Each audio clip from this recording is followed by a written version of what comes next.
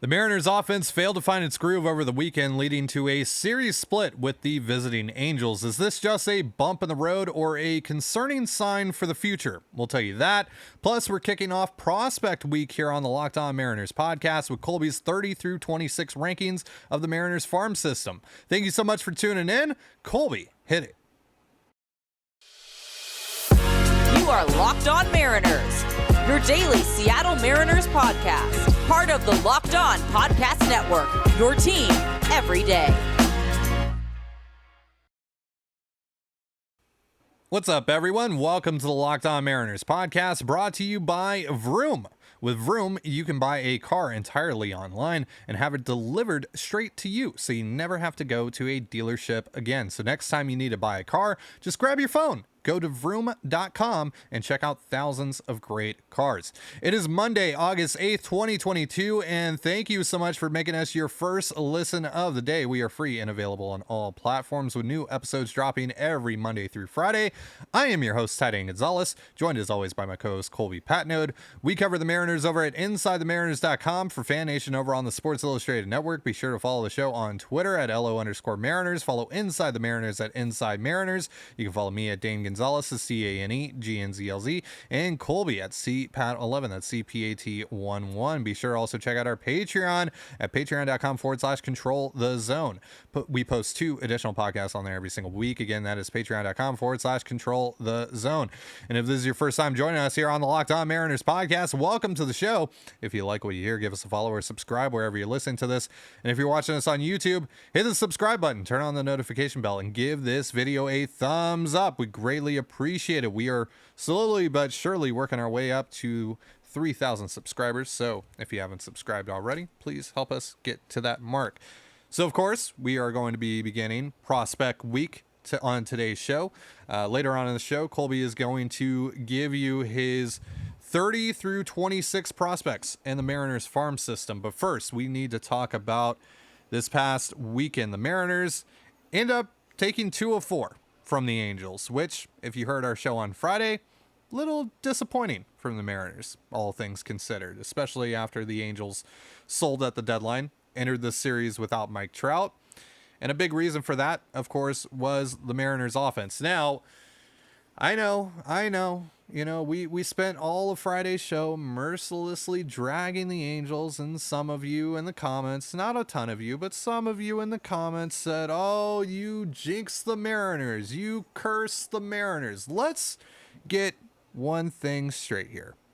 The Angels, and I'll let you in on a little secret here, they're still trash. The Mariners, however, particularly on offense, we're also pretty trash, especially through the first 3 games of this series. Right, Colby? Yeah, they were awful. And the real frustrating thing about that is that it's not even in one of those cases where like a bad pitcher has his best stuff and the Mariners, oh, well, we hit the ball hard a few times. You just went right to people. Like, no excuse. They were just bad. Like the fact that they didn't absolutely destroy Patrick Sandoval on Friday after the dude, I think, had 6 walks and hit 2 guys is an abomination. And he goes, 5 scoreless innings against you, like 5 1/3 scoreless innings against you. It's unacceptable. It's not what any functional offense does. And honestly, functional is a good thing to question about the Mariners offense because yikes. I mean, it was bad with the exception of Sunday. So even the other win they got, it was a 2-1 game and it was Ty France hitting a 2-run home run in the 4th and them hanging on for dear life. That's not a sustainable formula for success. And look, every team is going to go up against a pitcher who just has his good stuff. And for whatever reason, like, yeah, you know what, it's going to happen. I mean, if Jameson Taillon goes out there tonight and just, 7 scoreless innings and he's got this great stuff and, the Mariners just really can't get anything going, fine, whatever, that happens. If Jameson Taillon, is throwing 94-mile-an-hour fastballs down the middle of the plate and Seattle's popping them up all night, that's a bad offensive performance. That's not because the pitcher was so good. So low scores doesn't mean that the pitcher was good. Let's just be clear about that. Mm-hmm. And this Mariners offense is terrible. Kyle Lewis had another disastrous weekend. Carlos Santana left a small village on the bases. He's something like 6 for his last 55 or something like it.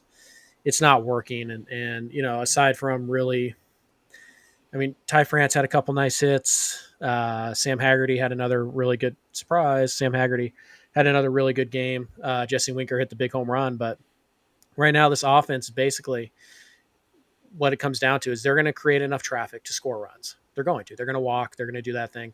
The question becomes, do they get the big hit when they need it? And it seems like every single game, the Mariners will inevitably load the bases, and they'll either get 0 or they'll get 1.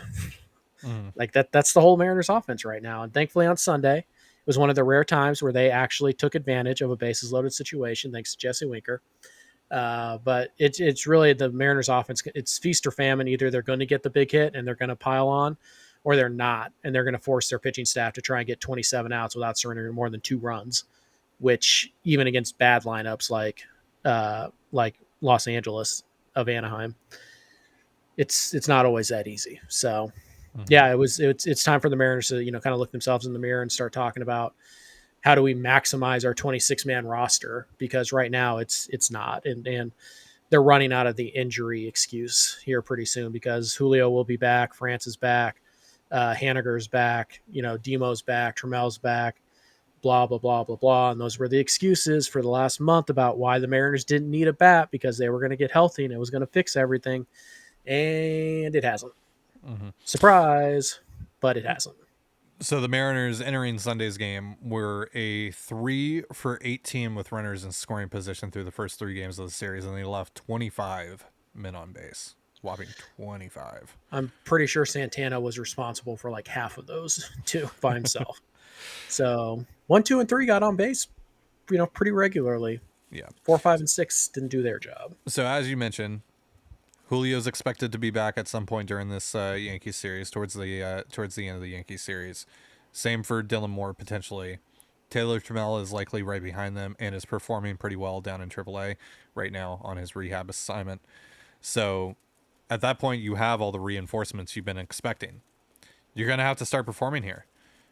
And if not, I mean, this goes back to my whole rants, my giant rant after deadline day.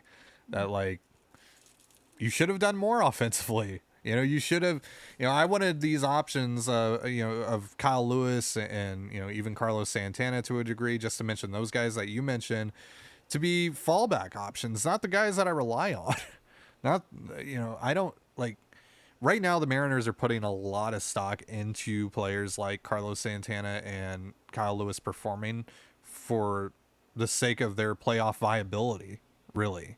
This isn't just, the guys who are going to rotate through the lineup. Like, right now, as currently constructed, the Mariners need Carlos Santana and Kyle Lewis to perform, because those guys are going to get considerable amount of at-bats. It's just the way it is right now. Yeah, but they shouldn't.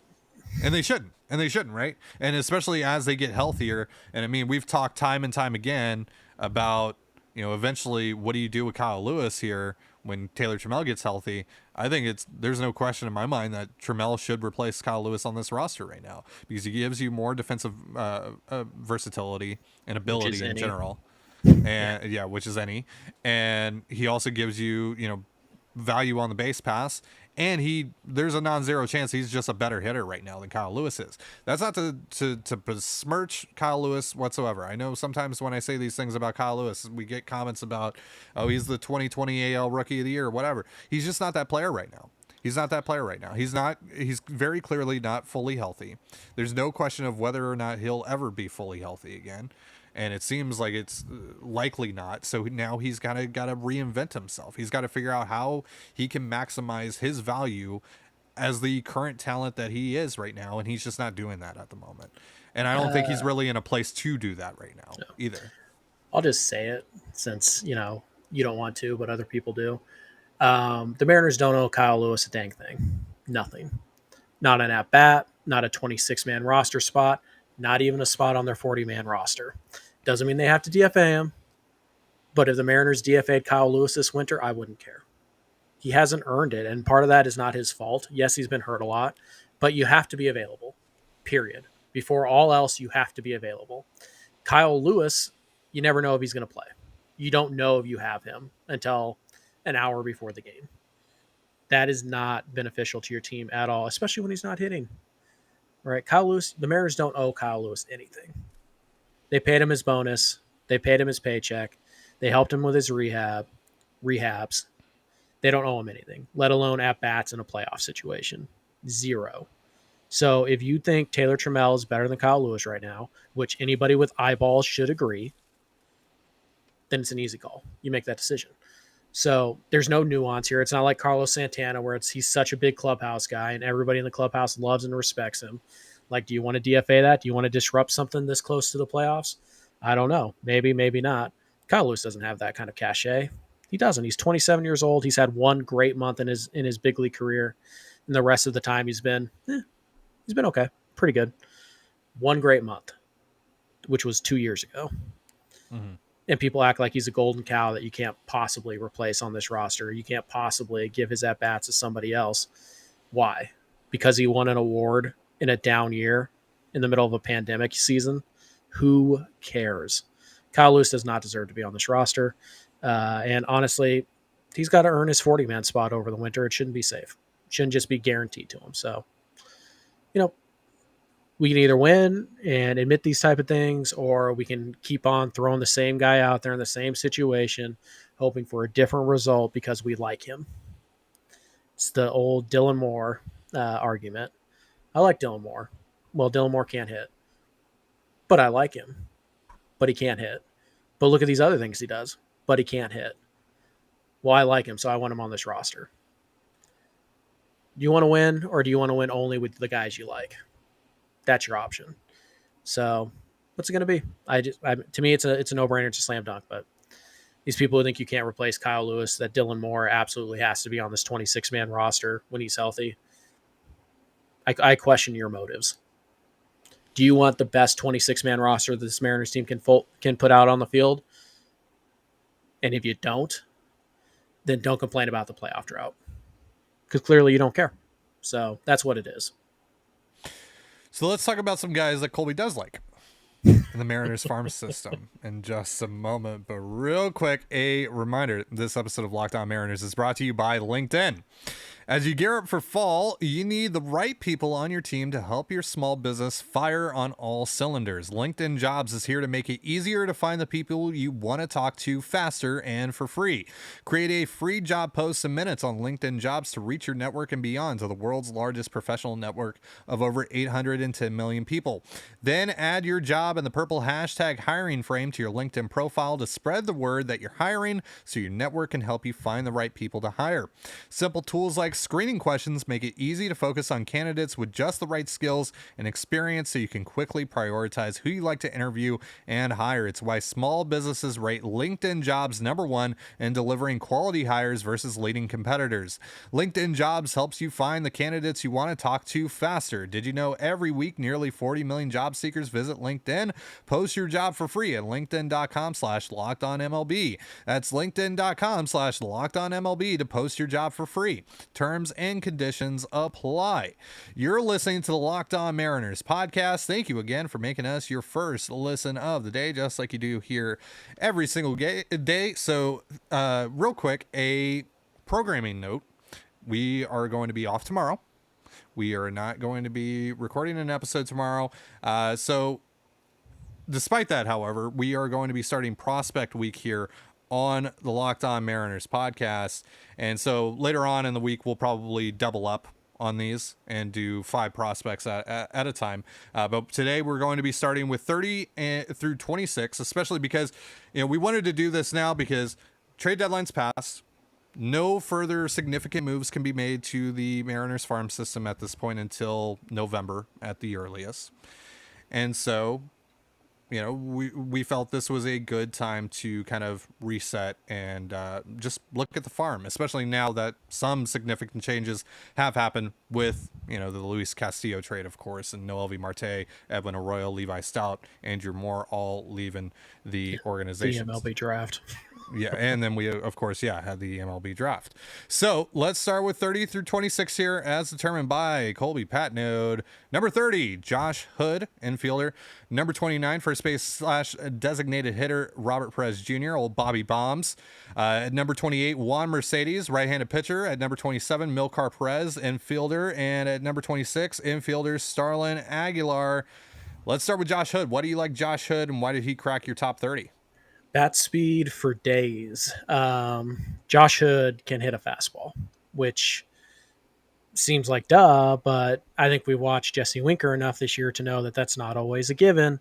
But Josh Hood can hit velocity. He was one of the best players in college baseball at hitting 98 miles an hour or harder. Just insane exit velocity numbers too. This is a very much a data-driven guy. He's also a good athlete. Like I said, plenty of bat speed, good athlete, good runner, strong arm. We'll see if he's probably not going to stick it short. He's probably ultimately a third baseman, but he can handle short if you need him to in a pinch. Second base is a good enough athlete to play up the middle if you need him to. But like, there's a ton of bat speed there. There's a ton of raw power. There are some contact issues, which is why he's not higher on the list. But as much as I drag the guy, there is a Dylan Moore comp here, and Dylan Moore could be a valuable player if you just change everything about his swing. I don't think you have to change everything about Josh Hood's swing, but he does have work to do, which is why he's 30 and not, inside the top 25 or so. But there's a lot of tools for the Mariners to work with, and the data to back it up. All right, so Bobby Bombs obviously had a sensational season down in Modesto. Finally got a call up to Everett. Why do you like Bobby Bombs so much to put him in your top 30 as a first base slash DH type?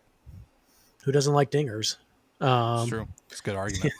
Yeah, just ton of power, ton of Statcast data to back this up. Guy hits the ball hard. He barrels it up a lot. And this is a little bit of a tricky profile to rank because he is just first base. There is no dream that he could play third or in the outfield. It's first base slash DH type, and he has to hit. He's been around. He's got a lot of experience for a guy who's only in high A, so the numbers are a little bit skewed here. But right-handed power, that's pretty easy power. I would say 60 grade at least in-game power. Is always something that is interesting. And you talk about, again, a guy who can really put backspin on the ball, a guy who hits the ball hard consistently. That's a guy worth noting. So this is all bad if he really struggles at high A and he has to repeat the level next year, and then he's probably not a top 50 guy. So there's a lot of volatility in this rank, but he's done enough this year that I think he should be in the top 30. He's worth watching. Like I said, if you're asking me which one's more likely to be a big leaguer, I would probably say Josh Hood. If you're asking me which one's more likely to be an everyday big leaguer, I'd probably take the chance on Perez just because the power and the hit tool are pretty good right now. So Juan Mercedes is someone that I've seen in the low to mid teens, even low 20s or high 20s rather, from some other outlets. But why do you have him at 28? Because I hate him. Of course. Yeah. No, I like Mercedes quite a bit. It's a fastball. It's mostly 92, 93, tops off at 95, but it does have some arm side run to it. The breaking ball, he's got kind of a slider and curveball, but they kind of mesh together at times. And honestly, the slurve, when it actually does turn into kind of more of a slurve, indistinguishable pitch, it's actually probably better than when he's just a true curveball or true slider. So it's kind of an iffy pitch there for me. There's certainly upside to it, but it's not quite there yet. Changeup, not consistent enough to count as a third pitch, so there's a question as to whether or not he ends up in the bullpen. We'll see, but it's a very repeatable delivery. He's a good athlete. Doesn't have trouble getting deep into games, holds his velocity pretty well, so it's not a guaranteed bullpen profile here. The only other thing I would point out is that he's given up 10 home runs in 70 innings or so. That's a lot. Right. And part of that is, you're throwing as many strikes as he does. You're going to catch a lot of the plate sometimes, which goes to, again, he has more control than he does command at this stage. There's a lot to like here, but I think there's probably enough to suggest that he's going to end up a middle reliever that I would push him down here. But there's a number 4 starter in here, so I get why people have him ranked higher than I do. I want to see more from the breaking ball and the changeup in particular. But in terms of like just feel and strike throwing and delivery and all that stuff, it's right there. So I get why people like him a little more than I do. All right, Milcar Perez has not had a good season whatsoever, but he still makes No, it in your top 30. Why do you still believe in Milcar Perez? because I can't be wrong. Um, no, this is a guy who was fringe top 10 for me preseason, and I really thought he was going to end up being top 5 towards the end of it. Just taking a huge step back this year, but it's you're gonna have a hard time convincing me that a guy in 350 at bats has just gone from like legit, hey, this is a really good prospect to this guy is just bad now. I don't see it. He's only 20 years old. He's got all the tools he had last year. And he still works counts, draws plenty of walks, has a good idea of the strike zone, still a very CTZ profile. Just not a good year for him. And he's got to step it up. I mean, if he doesn't finish strong and kind of carries these issues into next year, he's going to be a non-prospect, and that'll be a bummer because what Milcar Perez did last year was incredibly impressive. So I'm not giving up on him because of, granted, an extended slump, but he's just 20 years old, so I'm not ready to write him off completely. And again, there's enough CTZ, there's enough in the bat here, and I think there's just enough defensively that he can still be an everyday player. It's just, it's definitely taken a hit. I mean, there's no doubt about that. And then lastly on the list, Starlin Aguilar, who I believe was in the late teens for you the last time you did your Yep. rankings, but has now fallen to 26. Why did Aguilar take such a big hit despite some of the names that have left the organization?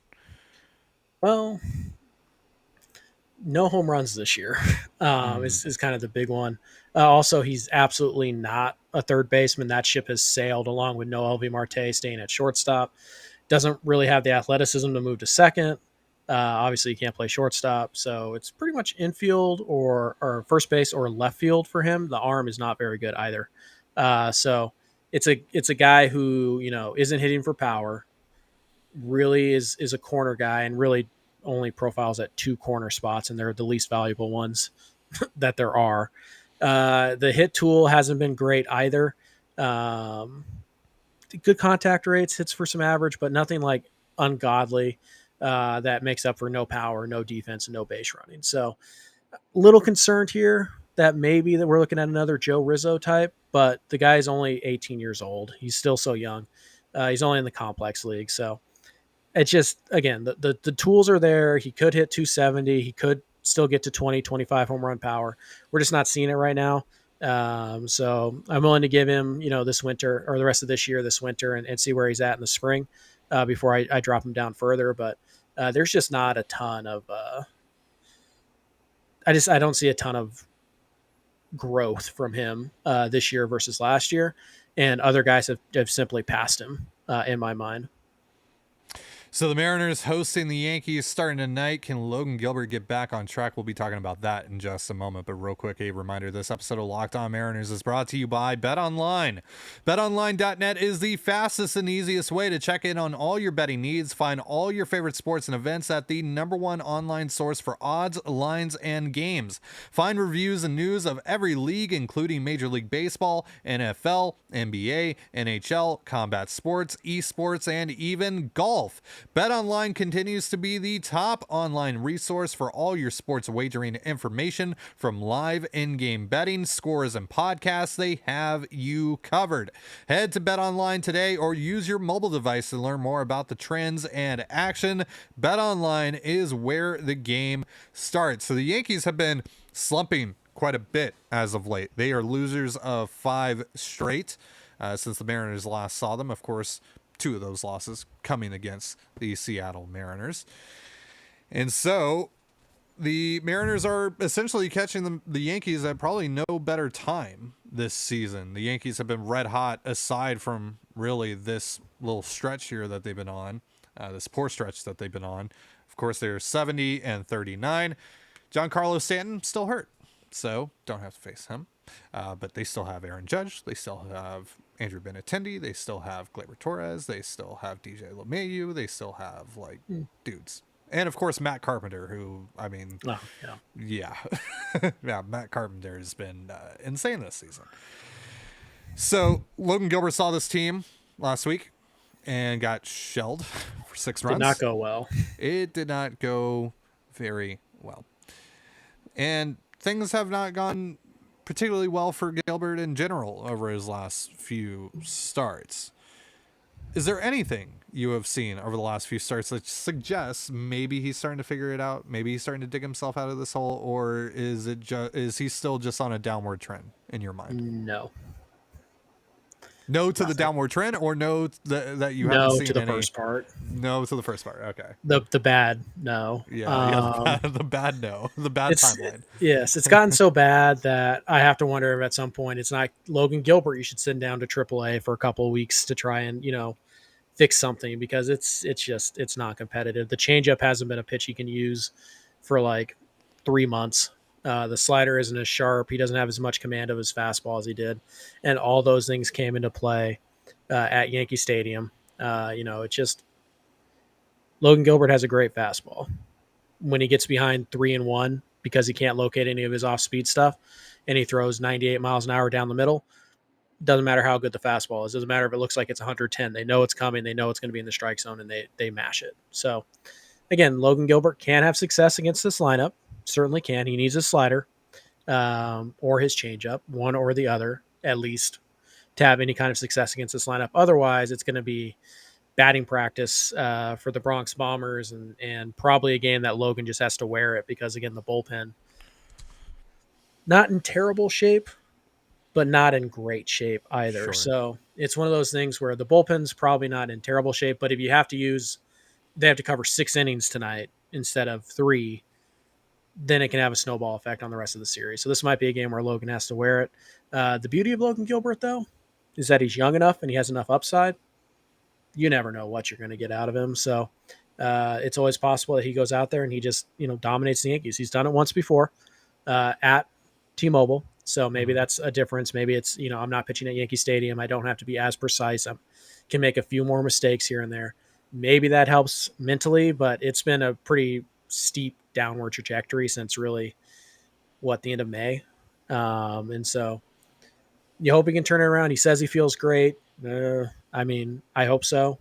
I think this is more about just more about execution and the fact that he can't challenge hitters with anything in the strike zone except for his fastball.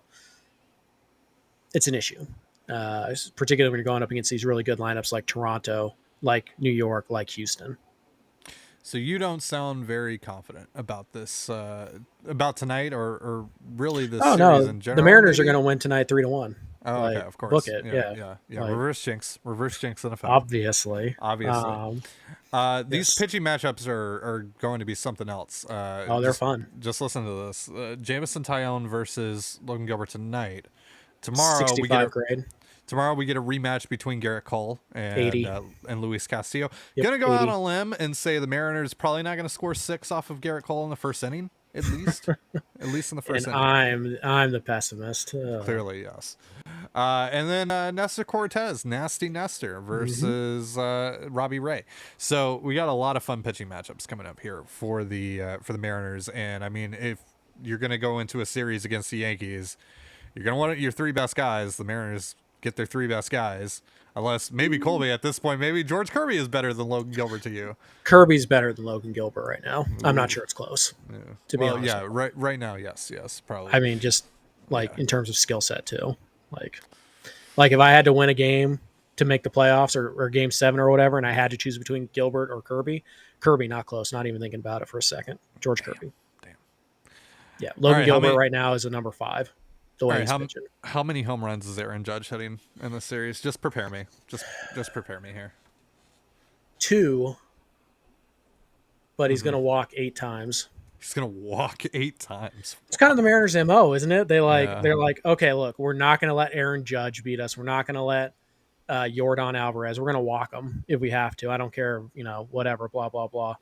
We'll never intentionally walk them. We'll make our pitchers waste the pitches just, and hope they don't make a mistake. But yeah, we're not going to do that. The only guy that they've ever really gone right after, 2 guys that they've gone right after, even when maybe they shouldn't have, Mike Trout and Shohei Ohtani. And it works great for Ohtani because that dude can't hit a Mariner slider if his life depended on it, which is fun and funny. Mm-hmm. It's almost like you made a mistake not picking the Mariners, Shohei. Anyways, sucks. No, it's yeah. Of course, I had to get in the shot. Shohei Ohtani went, I think, like 3 for 22 in this series with like 11 strikeouts. Overrated. So yeah, we'll see what Judge does. You can have 22 at bats in a 4-game series. Well, I mean, they had the one game where I think he got 6. So like, Sure. I don't know, whatever he was. He had 3 hits. They were all singles and a sacrifice fly when it was already 6-1. Ooh. Ooh. Ooh. The Mariners should never walk Shohei Ohtani. That guy's a bum. That's right. I said it.